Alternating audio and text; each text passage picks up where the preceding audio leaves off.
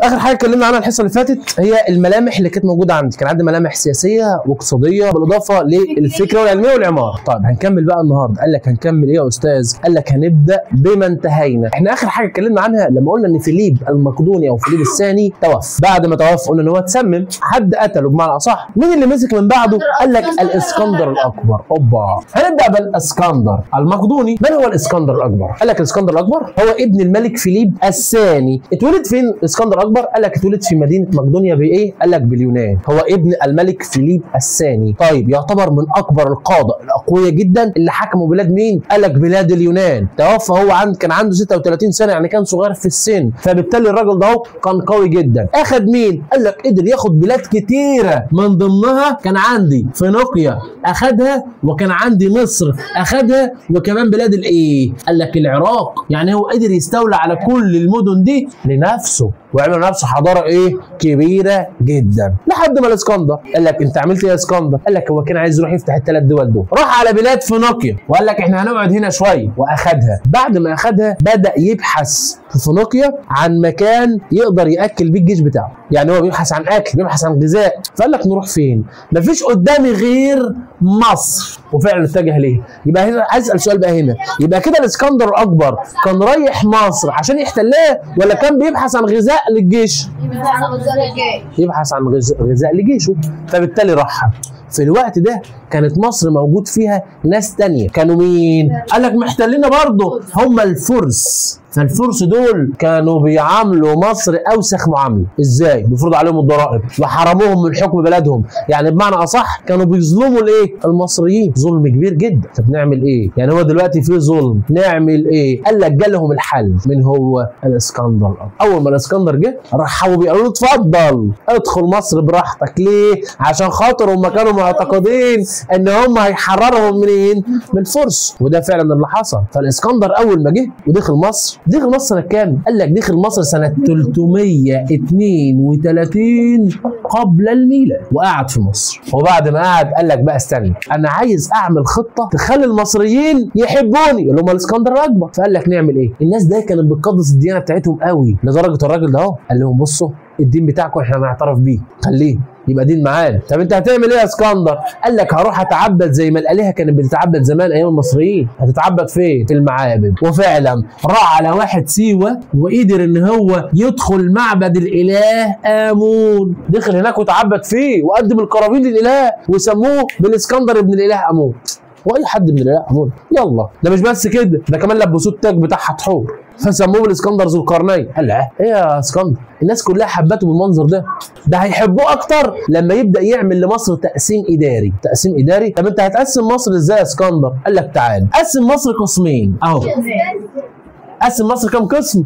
قسمين، وعين على كل قسم حاكم مصري. يعني هم قسم القسمين وعين حاكمين مصريين. يبقى هم قايل له قسم مصر قسمين وعين عليهم حاكمين مصريين. يا سلام عليك، ده اول حاجه المصريين هيحبوه اكتر. يعني هو كده هل حرم المصريين من حكم بلدهم؟ لا، ده عين ايه؟ قال لك عين حكام مصريين. ده حاجه حلوه. طب عملت ايه تاني؟ قال لك هيبدا يعين ناس تانيه بس تبع مين؟ اليونان. اوبا، انت في ايه عينت المصريين وفي ايه عينت اليونانيين؟ قال لك هنا تعيين حكام يونانيين على الولايات اللي موجوده على الايه؟ على الساحل، المناطق الساحليه.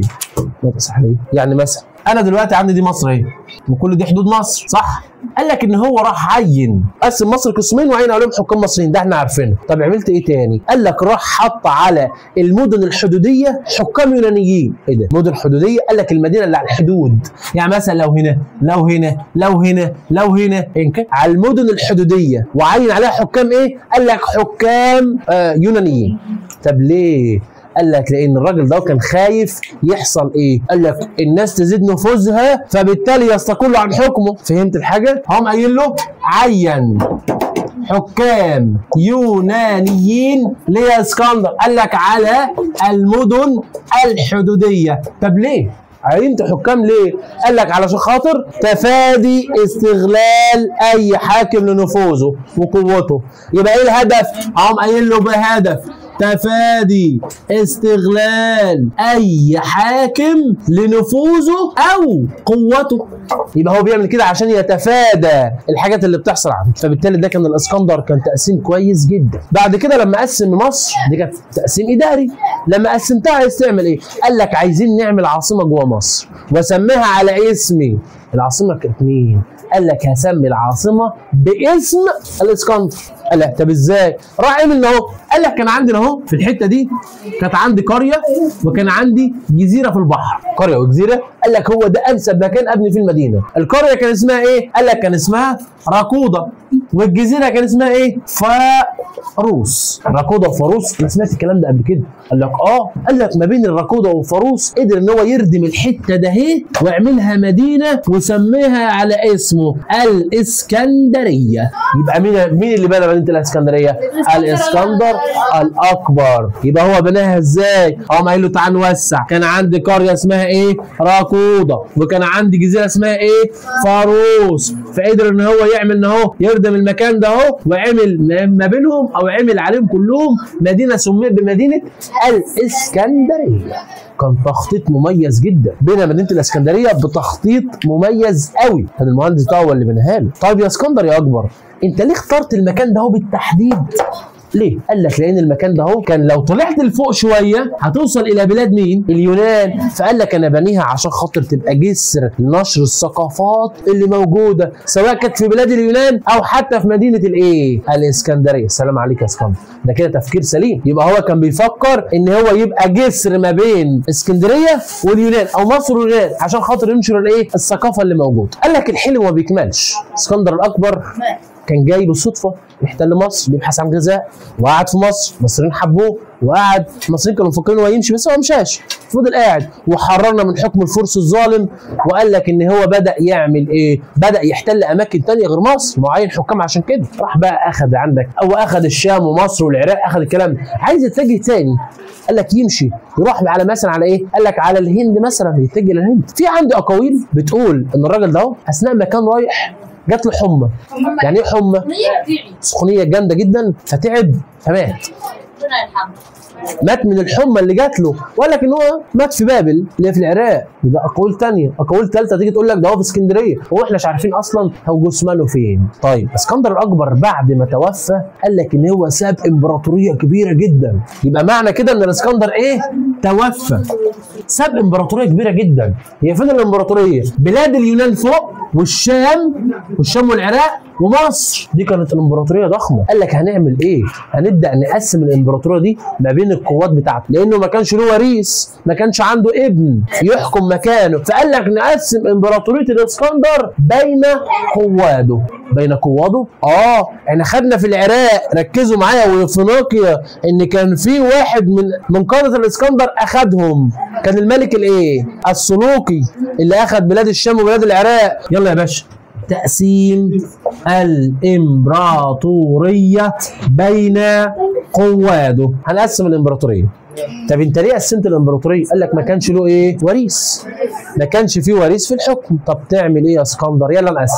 الملك السلوقي اخذ فينيقيا والعراق. طب مصر؟ قال لك اصبحت من نصيب واحد اسمه بطلميوس ابن لاجوس. بطلميوس. فبطلميوس هنا ما عجبوش الوضع اللي هو ايه؟ اللي هو انا هفضل تبع اليونان، انا مش عايز ابقى تبع اليونان، انا عايز اعمل لنفسي دوله مستقله. هي ايه الدوله المستقله يا عم بطلميوس؟ قال له هعمل دوله واسميها الدوله البطلميه او البطالمه. يا سلام عليك، دوله بطلميه؟ قال لك بس هي تبع اليونان برضه، ولكن انا هسميها على اسمي، زي ما الملك السلوقي عمل له دوله، الدوله السلجوقيه. خلاص، هو عمل ده عمل دوله وده عمل دوله. فيجي بطلميوس، عندي كام بطلميوس؟ قال لك عندي الاول والثاني والثالث والرابع لحد ال 12. ال 12 ده اهو خلف بنت وسماها كليوباترا، وخلف بطلميوس ال 13 وال 14. خلاص، ال 15 كان ابن كليوباترا السبعه. يبقى انا عندي كام بطلميوس اصلا في الدوله؟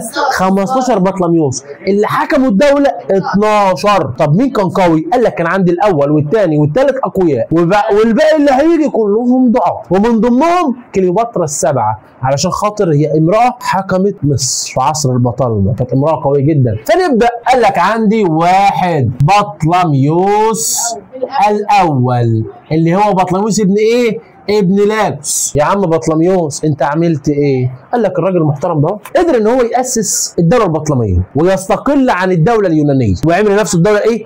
البطلميه. يبقى هو اللي عمل ايه؟ قال لك ان هو استقل مصر عن الدوله اليونانيه وعمل الدوله ايه؟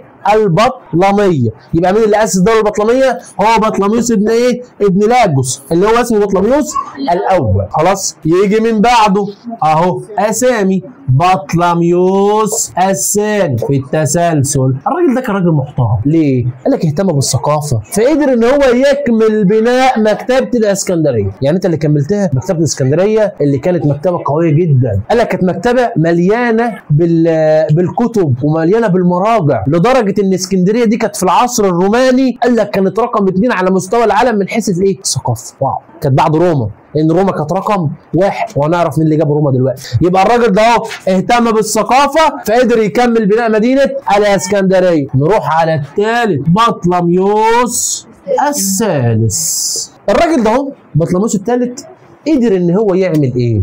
مش انا عندي السنه 365 يوم، زود يوم كل 4 سنين اللي احنا بنسميها السنه الايه؟ الكبيسه. امتى الكلام ده؟ قال لك لما ظهر عندي شهر فبراير. شهر فبراير كام يوم؟ مش 28 يوم؟ قال لك كل 4 سنين بيجي شهر فبراير 29 يوم. هو اللي زود الكلام ده عشان تبقى متناسقه مع التقويم الشمسي. يبقى مين اللي زود يوم؟ هم قالوا له زود يوم كل 4 سنين زود يوم اللي هي السنه الايه؟ الكبيسه. ده مش بس كده، ده اهتم بالايه؟ بالكهنه اللي موجودين في المعبد، كل واحد له عمل. نروح بقى على مين؟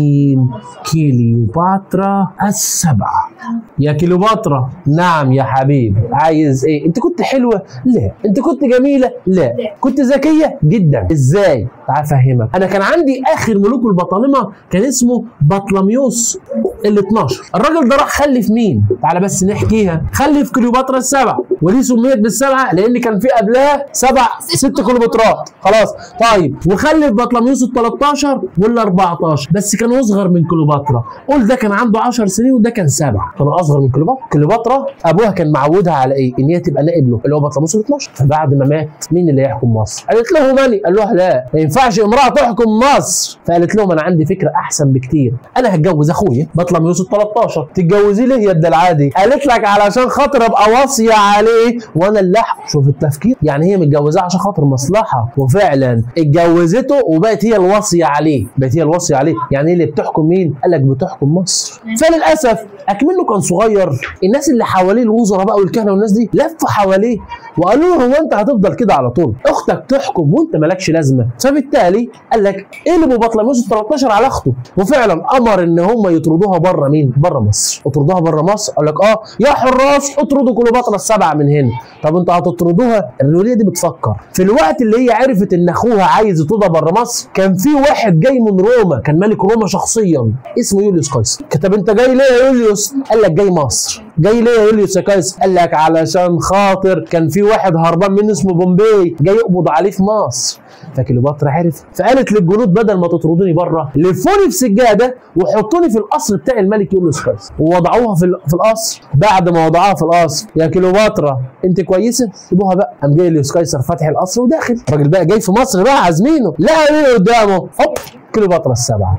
قال لك اتشد ليها جدا لجمالها، لا ده لذكائها. دخلت هنا ازاي؟ وبتعملي ايه؟ وانت مين؟ وهم مين؟ المهم قال لك ان القصر اتقفل عليهم 30 يوم. 30 في ال 30 يوم دول قال لك في الشهر ده قدرت كليوباترا تعمل علاقه مع يوليوس قيصر وحبوا بعض. فلما حبوا بعض هنا الموضوع كبير. سمع كلامها في كل حاجه. عايزين اعمل لك ايه؟ قالت لك اتخلص من اخويا اللي كان عايز يطردني بره. قال لها من عينيا الاثنين حاضر وتخلص منه. فاصبح ايه؟ اصبحت مصر بلا حاكم. تعمل ايه؟ قالت لك هتجوز اخويا الثاني اللي هو ال 14. هي بتتجوزهم ليه اصلا؟ علشان خاطر تبقى واصيه عليهم وتحكم. وفعلا رجعت هي في الحكم تاني. فقام رايح يوليوس قيصر قام قايل لها يا كليوباترا تيجي معايا روما؟ قالت له ماشي، انا عايز اخدك معايا روما هناك عشان اتجوزك هنا. واخدها معاه. فلما اخدها معاه راح يوليوس قيصر عرض على مجلس الشيوخ اللي كان موجود في روما انا عايز اتجوز كليوباترا. قالوا له لا. ليه؟ لانها مش من الدم الملكي. يعني ايه دم الملكي؟ يعني ما كانتش ملك. قال لها طب ما هي ملكه في مصر. قالوا له لا ما تحصلش ابدا. ففضلت قاعده هناك لحد ما يوليوس قيصر حد قتله اغتيل. لما مات كليوباترا هتفضل قاعده في روما؟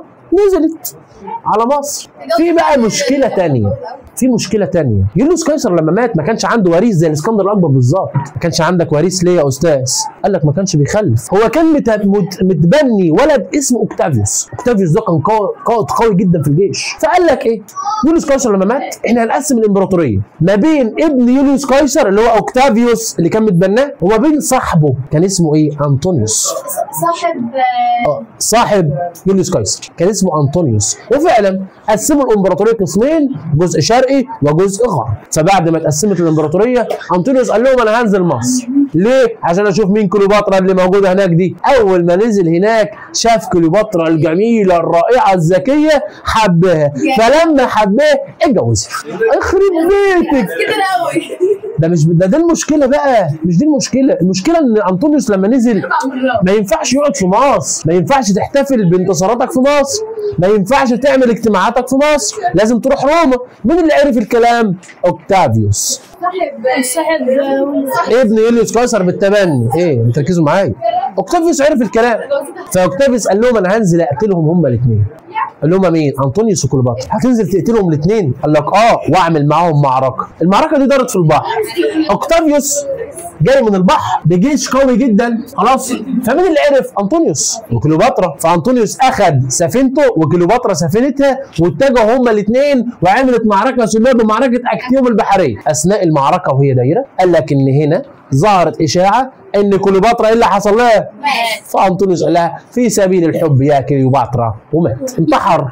اصلا كليوباترا كانت فين؟ كليوباترا اصلا كانت رجعت على اسكندريه، كانت رجعت وما كانش يعرف ان هي اصلا رجعت. فلما عرفت ان انطونيوس انتحر في سبيلها هي، قامت منتحر هي كمان.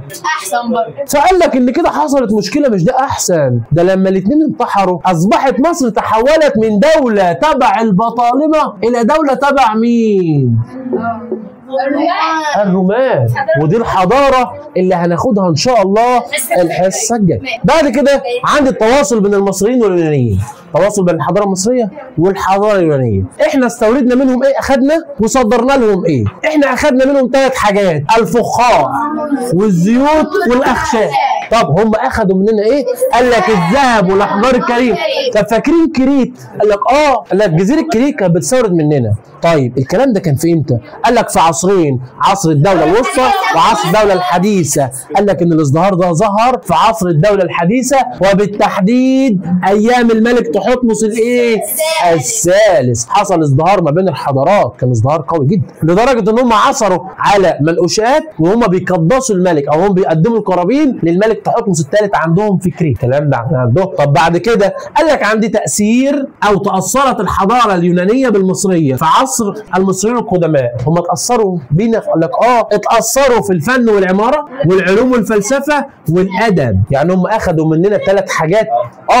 الفن والعماره اخذوا مننا المعابد هم قدروا يرسموا معابد زينا. قال لك اخذوا مننا التماثيل ايه؟ قال لك هم طول الوقت كانوا بيرسموا تماثيل عاديه، بينحتوا تماثيل عاديه، وعلى فكره تماثيلهم كانت بتتنحت بدقه جدا فظيعه. قال لك ان هم اخذوا مننا التمثال الواقف اللي هو المستقيم، الوقفه المستقيمه، تمثال الوقفه المستقيمه. خلاص هم اخذوه مننا، بالاضافه لتيجان بعض الاعمده. طيب عندك العلوم بقى والفلسفه، اخذوا مننا علوم وفلسفه. قال لك قال لك زار العلماء الفلاسفه مصر زي مين؟ قال لك زي فيثاغورس وافلاطون، وقدروا ان هم يستفيدوا من العلوم اللي كانت موجوده عندنا.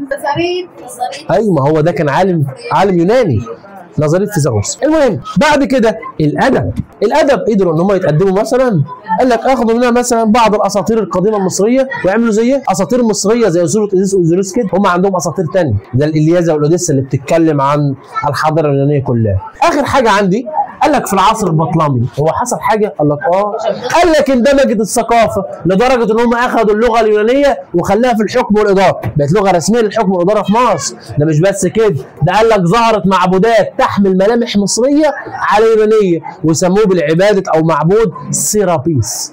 سرابيس ده كان المعبود عندهم، مزيج ما بين الحضاره اليونانيه والحضاره المصريه وسموه سرابيس. ده مش بس كده، ده قال لك كمان ان البطالمه احترم البطالمه للمعبودات المصريه وقاموا ببناء المعابد علشان خاطر يكسبوا ود المين؟ قال لك المصريين. وبكده يكون اليوناني قدر يكسب ود المصري. 4 صفحات تحلهم في الواجب، واشوف الحصه الجايه، والحصه الجايه امتحان.